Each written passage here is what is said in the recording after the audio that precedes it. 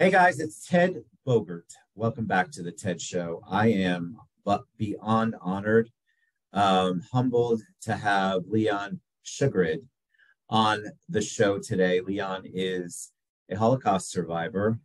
Today happens to be Liberation Day. You can Google that, 1945, so 78 years ago today, if I'm calculating correctly. Leon, there's a book about Leon's life. We're going to talk about Leon's life, the amazing human being that he is and his journey, which I don't know how it could not move you.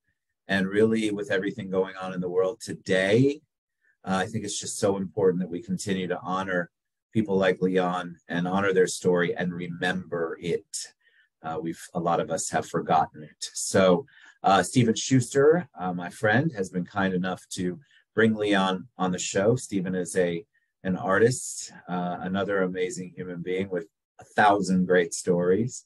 But today is about Leon. But I want Stephen to introduce himself a little bit, and then if he would introduce Leon. I just think this story, on the day, it's powerful, but overall, it's just something that needs to be heard. There are still so many people who are putting out the theories that the Holocaust didn't happen, that there's a lot of anti-Semitism going on in our world, and it just seems to be increasing, not that it ever went away. And so stories like Leon's need to be told, and people need to listen. So welcome to you both. Thank you. Stephen, go ahead and introduce yourself and then introduce Leon for us. Hi, everybody. My name is Steve Schuster, and in 2011, Leon asked me, actually prior to that, he asked me to write his book. And at first I couldn't do it because it was too much for me. And eventually I got it done. Here's the copy of it. It's very well researched. I went to Poland for a month, got to sleep in a house nearby his home. I've listened to his story and wrote his story in first person. So when you read it, it's as if he's telling you directly his story. Leon's story starts out innocently enough, and then at the age of 12, the war begins, and it gets worse and worse and worse. And with that, I'll let Leon explain. Thank you, Leon. Thank you, Steve. Leon, The Horse Adjutant is the name of the book. You have a unique story. There are so many stories like yours, but I'm very thankful that we're able to tell it. But if you could give us a little background on you. I know that Steve just said that the war broke out when you were 12. Give us an idea of what was going on at age 12. What happened? If I would have to go back, the age 12 for me, the war was nothing else, only excitement. Because as an age 12, as a boy, I was interested to know what's going on all over. Even when the Wehrmacht walked into our hometown, I was dancing around as a boy around them, and they were giving me candy, because they were sitting in the motorcycles with the machine guns, and I walked around them. I spoke a little German, so I took it like a playing, with the boys. Did not realize what will happen day by day. I started to grow up day by day. In 1942, when they executed the entire Jewish committee, they waked me up. This was my growing up in my life. It was something I didn't believe I could see, but I took it. This is the first time in my life as a boy I saw executed people. And my father told me as the only boy he was, he said, you go and try to help other boys to bring these people to the cemetery. This is how the life started with the Nazis. And the secretary, which was working in the Jewish committee, told us, boys, you don't stay in the town. Just run any place you can. Go to work, because they will shoot. Executions will go on every day. And I took it serious, and I left house. I left the house, and I went to work voluntarily to a bridge, it's about 25 miles away from my hometown. And I was working there until 42. Then after the deportation of the entire Jewish people to Belzec. I have to stop the word Belzec because a lot of people don't realize that Belzec was a commercial death place, a commercial killing. And being as a boy, even other boys, non-Jews, wanted to find out where those people go. The transport, on August, this I will never forget. I came home to say goodbye because they told me August 19, 1942, that all people from the vicinity are deported to Belzec. I never heard before this. What is Belzec? But they find it out that this was a death camp. Nobody was going alive. The entire Galicia was gassed. They were using gas in that camp. Nobody got out. There was nobody. If you didn't escape the train and you arrived there, you were dead. And this is how my entire family was also sent there with the transport on August the 20th, 1942. It took a 3 days journey, I found out. No water, no nothing. They walked in to a camouflaged walk, which was 10 feet high. They didn't know that the sign said in German, "1000 Kammer," or I don't know, there's a different word which was written there. People didn't realize as you walk in, you're not coming out. This was the death of my entire family and the entire Galicia. Over 600,000 people were gassed in that place. In this way, today, I tried to digest Germany, this word Germany by itself, because they were the founders of commercial killing. No science, no doctor, no professor could imagine this word, this commercial killing. And when you say commercial killing, it was just a loss, 600,000 loss, correct, Leon? 600,000 gassed, killed. Over 600, the whole Galicia is laid. In 1 year. And this happened in few months. Yeah. We're talking 50,000 people. The trains were going in and out, empty. And I was working, by the bridge in the Polish friends. I was a teenager. I was not afraid to go around and look what's going on. They were telling me this, everybody was deported to Belzec. And this was a death camp. There, they used the gas, and they were not burned. They had ditches. The place was built on the border, about 5 miles away from the Ukrainian border. And the place was full of ditches. So the people were They took away everything, and they were throwing them in ditches. So after the war, I went there to see what's going on. Nobody was interested. When I talked to the local people, they say to me, this is not our interest, he said to me in Polish. This is a Jewish problem. This was the answer, you know. I said to him, what do you mean a Jewish problem? You live here and you were showing what was going on.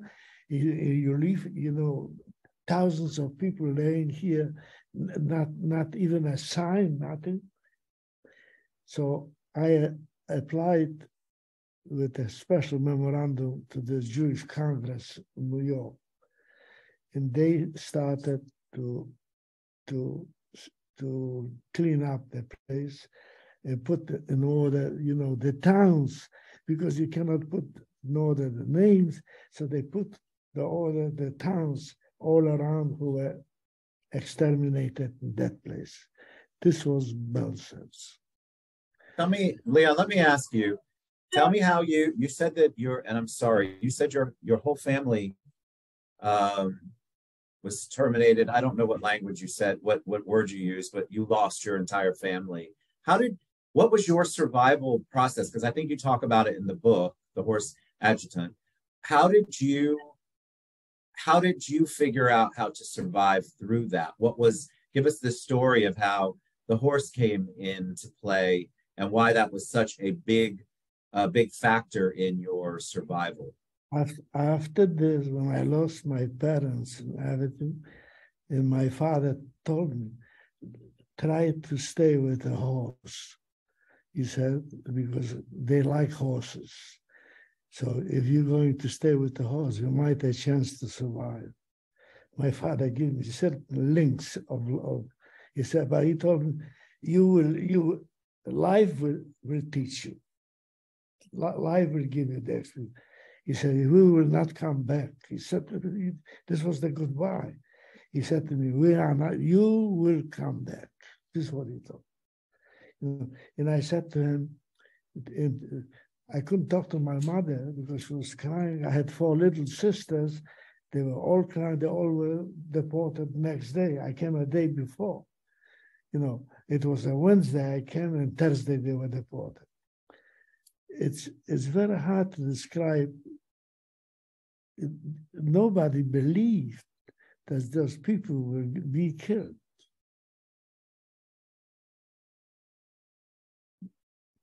So when they all were deported, people, don't forget the environment around. People, Polish people, the Christian people, were sitting in bars drinking. They were playing. They were biased. Nobody on the train should give water or something. You know, the trains were going like that. This would be a tourist place.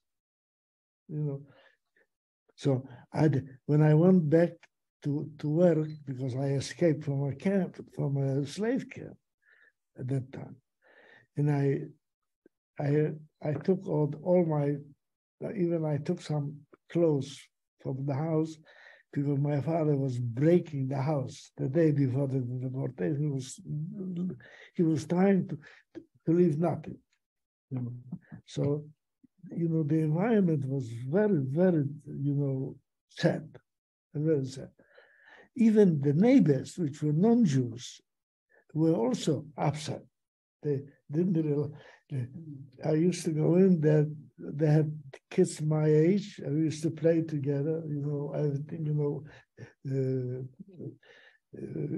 we were friendly, and rapidly, you know, the situation became completely different. You know, the barbarians, the Nazis, the killers. I call them the killers.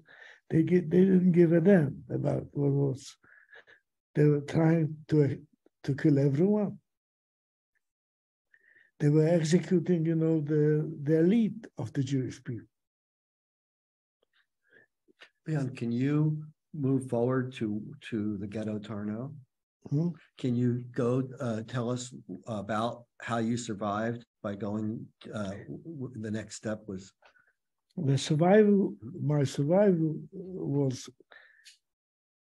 it was divided in few parts. The first thing I was driving, I went to the ghetto, Tarnow. There I had a cousin, a first cousin, in the was of the our family, my father's family. And they took me in. I was 15 years old in the ghetto when I was. And they said to me, if you want to drive a horse, we're going to talk with Salomon Vestrach. I put it in the book. Mm-hmm. He will take you, he will lead you. And I went to him. He said, yeah, I will take you. You will sleep in the stable. You sleep with the horse. The horse was Maciek. This was the name. Mm-hmm. And he says to me, he was a beautiful person, a young man. He said to me, you're going to eat in my house. And if you go out, he said, from the ghetto, you can sell some, clothes or anything and bring some. And I was doing it. And there were 7 drivers in the ghetto. And my number was 7 of the carriage. And the Gestapo, which is the Geheimstaatspolizei, German, I spoke German. They were living, in the best house in Tarnow, where they had the wives, and children, in the office. And they always were calling to the Jewish police or to the Judenrat to send the boy with a crew cut with a match. I was, they became like, I didn't look Jewish. I looked more German than they. So they had the reason just to call me because I don't look Jewish or I look more German. I have no idea. Until the liquidation of the ghetto, I was driving with them. I was driving with them in many places. And I watched executions 5 feet away. And when I came to the ghetto, when I left the ghetto, people used to ask, like usually, Leo, where are you going? I said, I'm going to I was with the horse. I had to get out to the gate. There was 2 gates. So the main gate, I had to go out, drive. So people were walking and they were asking, Leo, where are you going? I said, the Gestapo come. When I said this, it spread all over. People who were hiding, I didn't realize that I helped people to hide. It was not in my mind even, because they asked me where you're going. When you drive from the place to the gate, it's a half a mile. Or in the gate stays a German policeman and a Polish collaborating with. And I was driving slowly, so people walking, the adults, people, where are you going, Leo? So I'm going to the. When I said this, it spread like a lightning, and people were hiding. They said, Leo, I did not realize that I saved people. You saved people, didn't know it. So, but see, some people survived. Leon, what happened? How did the ghetto Tarnow end?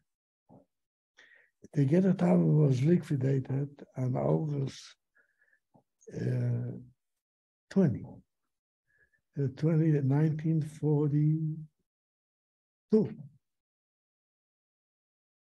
1942. He's 96 years old and a perfect memory. A beautiful memory, better than mine. It was liquidated. Yeah. The names I have all the killers on my record here on the head.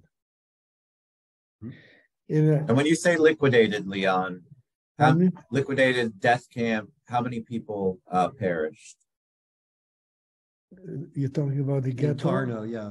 Ghetto, they executed, the last part was about 5,000 people, between 4 or 5, because the mass grave was already digged when I came there. So they were 10 feet deep, you know. But that's after they evacuated a whole bunch. That's after many were taken out of the camp. They took away only that time people who worked with the garment industry and the leather industry. They went to Krakow. Gotcha. You see, they were on the way, because the ghetto was divided in 2 sections, Ghetto A and Ghetto B. Ghetto A was Arbeitslose in German, the one who don't work, women, children, you know, old people. So Ghetto B was Beschäftigt, the one who have commandos, you know, which were working for companies. You know, there was companies, big companies where people working in this, they survived because of this, many of them. Leon, I just want to remind you, we have about 15 or 20 minutes. So yeah, so I could talk to you all day, truly.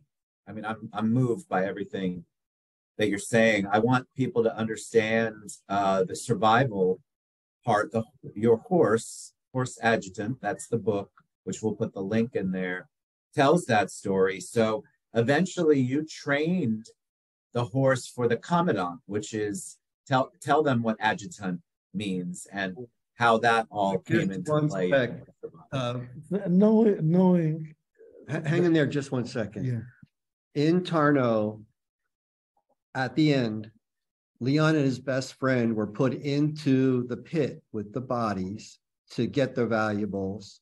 And that would have been the end if it wasn't for the Hauptsturmführer, the commandant, to get to say, I want those boys out. And he's talking to other people that say no, and they got him out. And then he put them and the horse on a train to the next camp. That's where the story picks up. You have to understand the liquidation of the ghettos were by special forces. They all have, when I pay attention, around here, they had written on the, how do you call this, on the mantle, Sonderdienst. You know, you see, as a boy, I didn't look on his head with a how do you call it, with the shrinking head, you know, what they had on the SS, you know. But I looked, they had here a sign Sonderdienst. So you see, it was, I couldn't understand what does it mean. I found it out later, you know. This was special troops which were assigned. The liquidation of the ghetto walked in 3 companies. But Leon, we have about 15 minutes, okay, and we need to get the story to just understand it. You see, the environment is very wide to tell you how the liquidations were going on. The execution were going on without a stop. When the 3 companies walked in, anyone who was caught on the street was shot. Anyone who came out from the house was shot. They liquidated. This was their part of liquidation. I was watching it. They put me with a horse it was a single place where I used to make wood, you know, cut wood. There I was until after they finished the 3-day executions. 3 days. You know, they took me out and there's one more alive in New York. Yeah. There was one in Israel where he took us to pick up the bodies to bring it on the cemetery. This was the end of Ghetto Tarnow, and they took the Commandant Bleicher, which was in charge over the ghetto. You know, he told me, wash yourself, clean yourself from the blood, from everything. and I'm going to send you with a horse right away to Shebnia. And I went, and my friend Morris Blauner was one, which were also with a horse. They took 2 guards, Ukrainian auxiliary guards. People don't know even who they are. They were collaborators with the SS. You know, they took us under guard. They brought us to the new camp, Shebnia. We're there. I was working in this stable with the horse, and I cleaned this horse, everything, you know, until they liquidated the camp. Went to Auschwitz. This was a camp where, which before us, before the Jews, they executed the Russian POWs. We came there. It was about 3,000 went to Auschwitz from there. From the 3,000, 2,500 went to the gas chamber, and I went between the 500 selected to go to work. And can you tell them about the selection? Because that's where the title comes from. Yeah. Yes, definitely. Please. When the nighttime, were nude. It was so quiet, you couldn't hear nothing. The big shots, the killers dressed beautifully, white gloves, you know, with the titles, doctors, even doctors. We were the one line at the commercial station, there was a selection. And this was the question, the roof. You know, I will never forget that. This will stay with my life. Beruf means profession. So I said, ich bin ein Pferdeadjutant. So they're looking on each other like this. Explain what that word is, because you said it. It's a hard word for us to understand. The Pferdeadjutant. Yes. Is if you the horse adjutant. You're the horse adjutant. Right. Got it. You see, if you have a horse and you sleep with it, you clean it, you dress it to the higher officer or to anybody who is above high. This they call the adjutant. Normally, this is a military word. I didn't know this is a military word, but when they asked me my profession, I said I'm a horse. German, Pferdeadjutant. So they were laughing too. They didn't realize what I'm talking. I tried to explain him. You see, in German, I spoke a very good German. I clean the horse, I sleep with the horse, I bring the horse to the commandant, you know, dressed to ride. This is how they understood it when I said it. And they said, verschwind to the right, even disappear to the right. Right. So that was the selection. The selection. Yeah. Because depending on your profession is whether they liquidated you, whether they killed you or not. Yeah. I would like to, I'm sorry. That's not exactly true. A lot of things, if they were physically not fit, many things. But let me try to go right to liberation, because we're going to run out of time. The story is written in his book, and it's some story. However, the story of the liberation is something that I think Leon should explain. Today is the day, the 27th of January, 1945. The front, the Russian front, the first Ukrainian front under Marshal Konyev, liberated the whole vicinity of Europe, not only Auschwitz. I was in Auschwitz III, Buna. I was not able to go on the Death March. January 15, they put us all on an appel place, and they announced he was reading the order of the High Command Himmler, that the camp will be evacuated. This was January 15, 1945. And who cannot walk should go on the infirmary, because the one who cannot walk will be executed on the road. So, now, you want to the name of the Hauptsturmführer? Yeah, I know the name. Hauptsturmführer Rokac. You see, and he announced this. So I went, and I was injured in the neck from the bombing on December 26th. From the American carpet bombing. The bombing, you know. So I couldn't go because I had a hole in my neck and I had an infection. So I went. He said, if you cannot go, you go to the infirmary. And I went. That I came on the block. I had a German block master, a very good man. He said, and this was a Jugend block. Everybody was there under 18. There were Jewish boys from Holland, from Hungary, from France, you know, they were all mixed boys. It was a barrack where only those under 18 could be.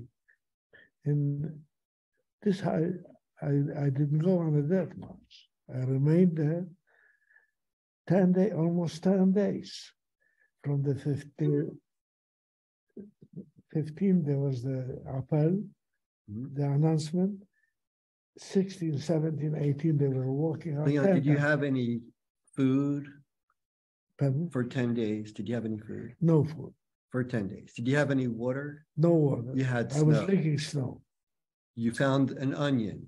A dry onion, dry. Turkish. I eat the dry onion. I thought the fire comes out from my mouth. I didn't have what to drink. So you can imagine the state of his mind. How heavy were you at liberation? 80 pounds. 80 pounds. How heavy are you today? 170. Right. So 80 pounds. We're talking about a big guy that's 80 pounds, 10 days with no food. He's absolutely going to have to be out of his mind by that point. Yes. And so what happens? Yeah, tell us, because what did you feel when you were liberated? Well, no, what happens is tell us. About 200, they're almost dead, died all. So the guy saw me walking, says, come help us to throw out the dead people from the barrack. It was, the liberation was on the front line, you see. So I did not realize the bullets were flying, and I was standing outside, you know, because the infirmary was next to the end of the camp. There was no electric wires already. So the guy, which was the guard, was already not the SS with the how do you call it, the shrinking heads. The signs. I can't. SS. You know, the SS carried not a regular EU. So they would ask him, you know, when you have no food, nothing. So he tells me in German, ich habe auch nicht. Tell me, I don't have any food either. This was the answer. And it took quite a while. I took a blanket, you know, laying full of blankets from the dead people. It covered, and I was standing by the wires. In the morning, I remember this day. Today, yeah. I was standing and I see two guys with machine gun. First thing I thought, this is Germans. I didn't know.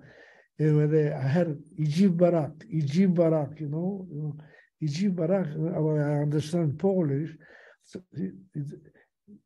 he said, we walked in to the barak. I walked in with the other guys. What does it mean, what he said in Polish? It means get into the barak. Get into the because barracks. The bullets were flying, and they were standing, they were, you know, the front line. Right, and who are those people? Russian, Ukraine. Right, and so that's an interesting distinction, because it's the Russian army, but it's the Ukrainian Russian army. The first Ukrainian, they introduced, when they walked in 11 o'clock, yeah, they on a horse, two horses. They said, we are soldiers of the first Ukrainian front and the Marshall Corps. Leon, we need to have one closing statement. Yeah. What is your goal by telling the story of your life? to all of us. What is your goal? What did your father say, and what is your goal? My goal is, listen, to be free. If you have freedom, you have a chance to live.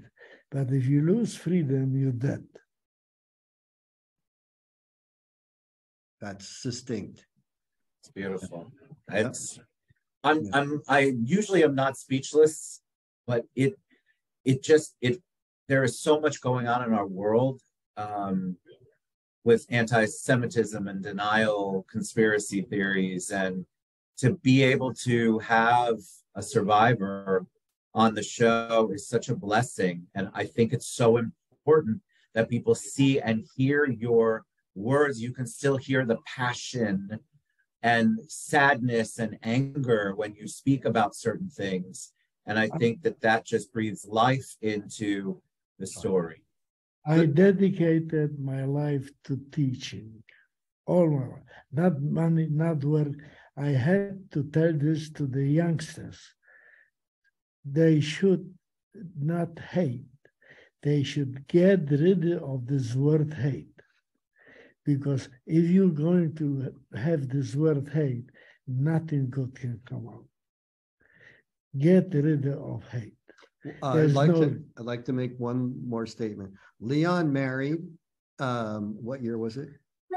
58. In 1958 to Betty Sternlich, who with her two sisters was a member of Schindler's List. So there's a whole nother thing going on here. Yeah. Thank you very much for having us. Thank you both. You all have to go, but I am blessed. Leon, thank you so much for sharing your story. Thank you, Stephen Shusty, for bringing him on. I appreciate you both so much. God bless. Thank you. All right. We'll see you guys soon. Bye, everybody.